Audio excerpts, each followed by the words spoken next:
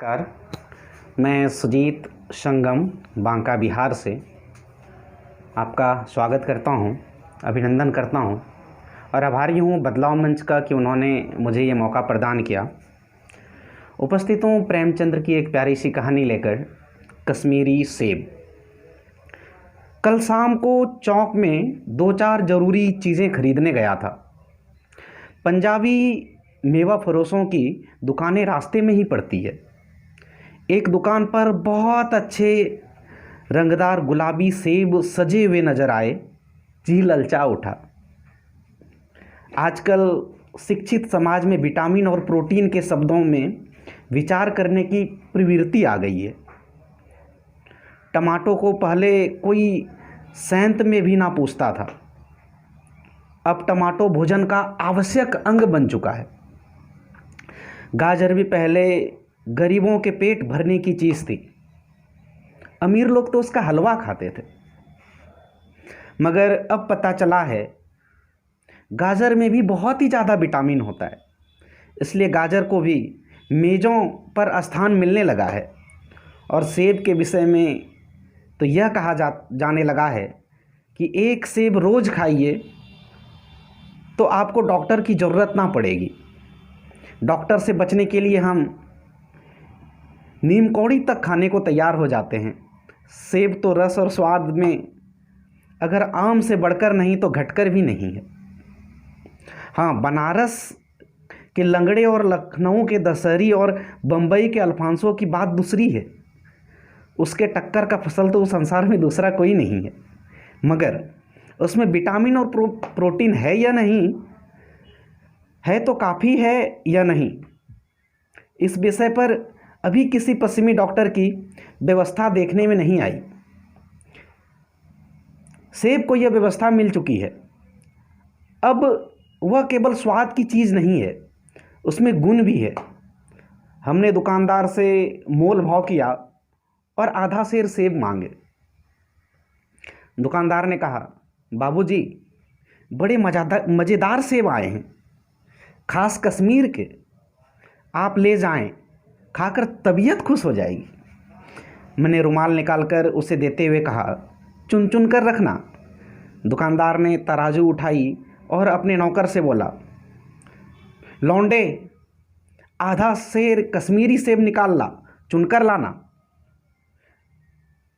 लौंडा 4 सेब ले आया। दुकानदार ने तौला, एक लिफाफे में उन्हें रखकर रुमाल में बांधकर मुझे दे दिया। मैंने 4 आने उसके हाथ पर रख दिए। घर आकर लिफाफा ज्यों का त्यों रख दिया। रात को सेब या कोई दूसरा फल खाने का कायदा नहीं है। फल खाने का समय तो प्रायः प्रातः ही होता है।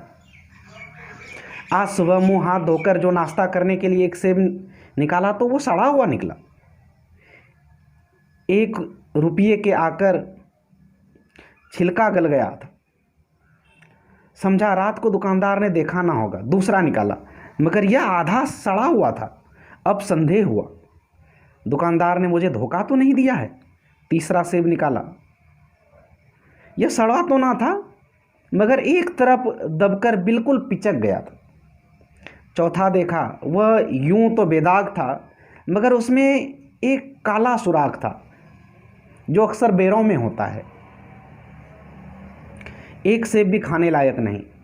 4 आने पैसे का इतना गम ना हुआ जितना समाज के इस चारित्रिक पतन का। दुकानदार ने जानबूझकर मेरे साथ धोखेबाजी का व्यवहार किया। एक सेब सड़ा हुआ होता तो मैं उसको क्षमा योग्य समझता, सोचता उसकी निगाहें ना पड़ी होंगी, मगर 4 के चारों खराब निकल जाएं, यह तो साफ धोखा है। मगर इस धोखे में मेरा भी सहयोग था। मेरा उसके हाथ में रुमाल रख देना मानो उसे धोखा देने की प्रेरणा थी। उसने भांप लिया कि महाशय अपनी आँख से काम लेने वाले जीव नहीं हैं और ना इतने चौकस हैं कि घर से लौटने आए। आदमी बेईमानी तभी करता है जब उसे अवसर मिलता है। बेईमानी का अवसर देना, चाहे वह अपने ढीलेपन से हो या सहज विश्वास से, बेईमानी में सहयोग देना है। पढ़े लिखे बाबुओं और कर्मचारियों पर तो अब कोई विश्वास नहीं करता। किसी थाने या कचहरी या म्यूनसिपैलिटी में चले जाइए, आपको ऐसी दुर्गति होगी कि आप बड़े से बड़ी हानि उठाकर भी उधर ना जाएंगे।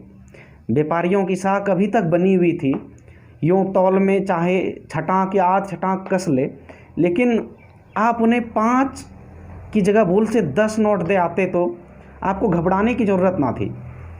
आपके रुपये सुरक्षित थे। मुझे याद है, एक बार मैंने मुहर्रम के मेले में एक खोंच वाले से 1 पैसे की रेवड़ियाँ ली थी और उसे पैसे की जगह अठन्नी दे आया था।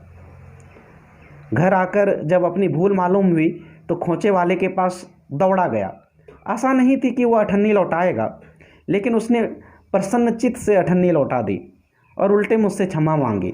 और यहाँ कश्मीरी सेब के नाम पर से सड़े हुए सेब बेचे जाते हैं।